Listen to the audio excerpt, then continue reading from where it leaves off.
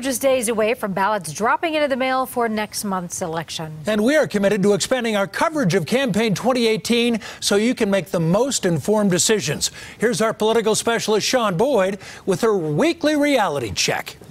In less than 24 hours, the two candidates for governor will be right here in our studio for their first televised debate. And our stellar analysts, Dick Wadhams on the right, Mike Dino on the left, are here to talk about what to expect. So, Dick, what does Walker Stapleton have to do to win this debate? Walker has got to lay out what he would do as governor. People need to know who he is and what he would do, and put that in stark contrast with Jared Polis, who really is on the far left of most Coloradans. And so Walker's got to be mainstream, but he's got to talk about real issues and what he would do as governor. To the undecideds out yes, there, he the does. unaffiliated. Yes. Mike, what does Jared Polis have to do? Well, I think Jared has to reinforce his issues. I actually think that he's pretty right on where he is on the issues related to health care, education, where the Colorado public is looking at wanting to make sure that their health care is stable and affordable. I think Governor Hickenlooper has provided that, and I think Jared needs to show he'll continue that and improve upon it and keep a measured tone. He did that really well in the debates during the primary. He looked very poised, confident, and well-spoken. All right, well, the first public poll came out this week showing Polis with a 7-point lead, although 11% of those people polled were undecided. So what should we take from this, Mike? Well, I do think that the unaffiliated voters are still taking a close look. And I think women on the Republican side, too, are a little up in the air because of the national politics. And so these debates are important because people are still trying to decide, want to tune in and be educated. I think it's a reflection of the overall atmosphere in Colorado and across the country. There is a Democratic advantage right now. I do think, though, the Kavanaugh hearings have galvanized Republicans.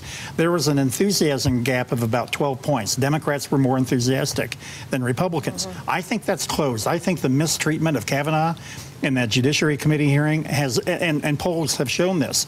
NPR had a poll that showed it closed to just 2 points. And so I think Republicans are rejuvenated now. And now the fight, as Mike said, the fight is for unaffiliated voters, and that's where Walker has got to talk to them tomorrow night. Yeah. Well, this is the first time most people will see these two head-to-head. There has not been a defining moment in this race. So how important is this debate, do you think, Dick? Boy, this is, I think, the first debate and the last debate of any given campaign are the most important. And it's most important for Walker tomorrow night. He's behind, and in many ways he is the challenger. I mean, Polis is kind of the de facto incumbent. I mean, as Mike pointed out, we've had a Democratic governor for 12 years in Colorado. And so Walker has got to define where he would take the state in stark contrast to Jared Polis. What do you think, Mike? How important is this first debate? I think it's important because it sets a tone for the rest of the campaign going in with less than 5 weeks to go. And the first debate also generates a lot of buzz on social media. And that's really the important part that you want to, encourage your supporters to get more fired up and to try to start switching some of those undecideds your way. So, it's always those one-liners that get the news, too. So do you expect this to be spirited? Well, definitely. I mean, I think, as Dick pointed out, we have candidates that are a little far on their side of the dial, and they're going to be espousing issues that are maybe a little more extreme than we've been used to in gubernatorial campaigns. And so, yeah, it'll be fiery. Do you think so, Dick? These two seem kind of calm, Well, let me put it this way. If it's boring, that doesn't help Walker Stapleton. Yeah. It helps Jared Polis. Yeah. Jared wants a boring debate that nobody either remembers or hardly watches. Walker has got to turn up the heat in this debate. But it's got to be more than just slashing and burning Polis. It's really got to be him laying out who he is and what he stands for, and then putting that into contrast. If he walks in with a rusty knife against Polis, that's not going to work either.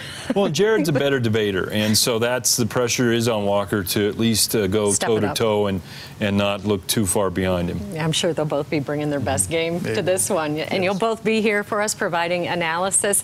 Again, 6 o'clock tomorrow night, live right here on CBS 4. Back to you, Jim and Karen. Well, and we promise it will not be boring. Shaun will be moderating that first TV debate between Stapleton and Polis again tomorrow night, live right here, 6 o'clock.